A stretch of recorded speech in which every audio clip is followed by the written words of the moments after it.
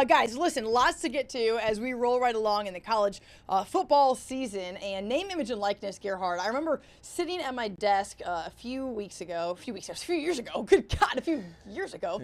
And I remember when the first news of, hey, we're going to pay student athletes. I think it was DeSantis there in Florida said, we're going to pay athletes. It's kind of started to trickle out from different parts of the country. And everyone said, okay, we've got to do this. And we knew at that point there was going to be very little regulation. There were not going to be a lot of rules. The NCAA had tried to avoid something for so long that it was going to become out of control. Right. Now, it's out of control. And now the NCAA is looking to do what they can to get things back put together, put the toothpaste back in the tube, so to speak. Yeah, and I think because it's so multi-pronged, what you're seeing some open doors, then closed doors. Yes. Some open doors, then closed doors. Yep. And what affects the small affects the large and vice versa as well. So we're talking about institutions in the way that they're able to handle their money and pay athletes directly. Yes. Now we're also talking about companies and individual student athletes. So like what affects the one affects the whole. And I do think it's one problem. It's like one of those things where, like, if you heard the quote, like, the rising tide lifts all boats situation. Sure. This is not really that, No, because one rising tide is here and some other boats are down here and vice versa. And sometimes it affects big time and sometimes small. But one of the first major dominoes as far as the overall NIL collective company, we're seeing shutting its doors. Yeah, let's talk about what the news is that came out just a couple of hours ago. And that is that one of the biggest third-party NIL collectives. And so let's be very specific about what that is. There are these companies that take money from donors, from whoever, whatever, and they help facilitate these contracts with companies, between companies and student athletes, right? So they find such and such company and they find such and such athlete and they marry the two together. It's like an agent, so to speak. Right. Okay. Right. And so these agencies are going to get shut out, and we're seeing that more and more. Part of it is coming on the heels of some new NCAA bylaws that are going to kind of take hold of what the NIL rulings are. So that's a really, really important note. What's happening now is that the NCAA is saying two things. One, that companies, whatever it is that they agree to pay an athlete, if that company does not follow through, schools can no longer make up the difference. Okay, so if Nike is going to pay me $1 million, and then Nike only pays me $500,000 for whatever reason, that Bowling Green State University, where I went to school and played basketball, all-star, all this stuff, right, is going to make up the other $500,000. The NCAA, that's the first prong of this. The NCAA says no longer are schools going to be allowed to guarantee that NIL money. Well, we saw so many issues of this, and I forget the athlete that was at Florida, the quarterback that was at Florida, who got a deal, and then got that deal rescinded. Jalen something, I believe, but we'll get his name. That was a wreck. But he was one case study in the sense of, like, hey, a deal was set and then somewhat agreed on, and then now the school is trying to find other money to help out. But you're right. I think what this does is cut out a really fat middleman, and I'm not objectifying it, but like what ended up happening because there was such chaos. There was a whole different lane of economy that was just literally created out of thin air. And corporations like this and others were trying to get in on the middle side of that. Make no mistake about it, the student athlete NIL, it was not just some like altruistic thing. It was to make money. It was to make some profit. So for example, let's just say they're making 30 cents on every dollar for the kid that they represented. Sure. Well, they were still making money on that. So and obviously this student athlete NIL has gone down. But if you read more into it, they were looking to get into a merger with Blueprint Sports. And that merger failed. And I wonder if a lot of that failure was because of this new house settlement and then basically effectively cutting these people out. I think it has to. I'm going to talk about my conversation with Greg Byrne back during the Final Four.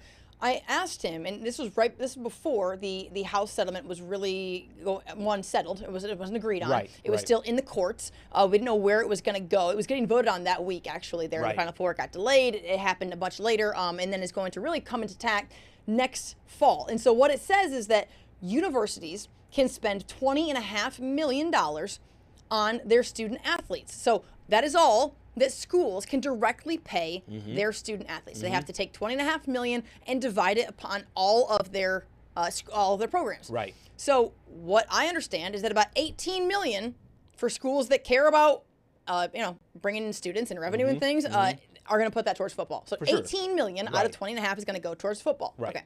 So, and I asked him. I said to Greg Byrne, okay, so that solves like one problem. They're gonna kind of stronghold how much schools can pay student athletes. How do you get rid of the collectives? To which he said, we feel strongly that's going to take care of itself. The business model doesn't work because here's the deal. Yeah.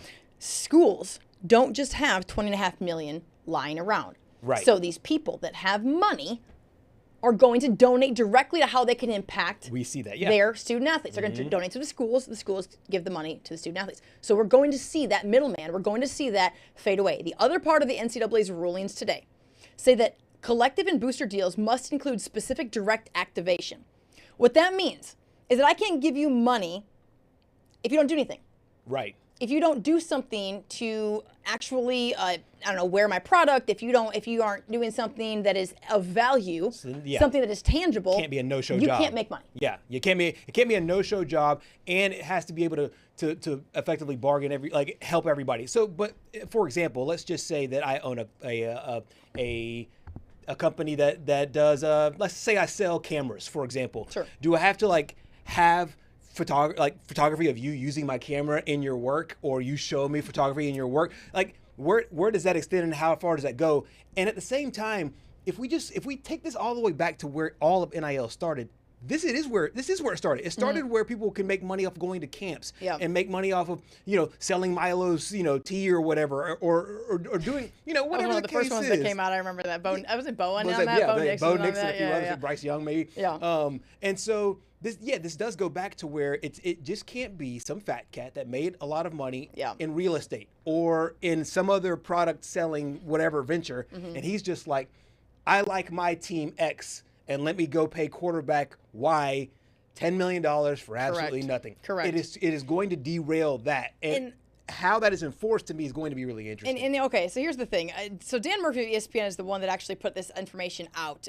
He got some inside scoop regarding the NCAA ruling today, and just clarification on what the second rule we just mentioned is actually addressing. They call it warehousing, where a collective pays for a player's NIL rights with the promise of them to use them later, but no specific endorsement actually in mind. So just again, no show jobs like you mentioned.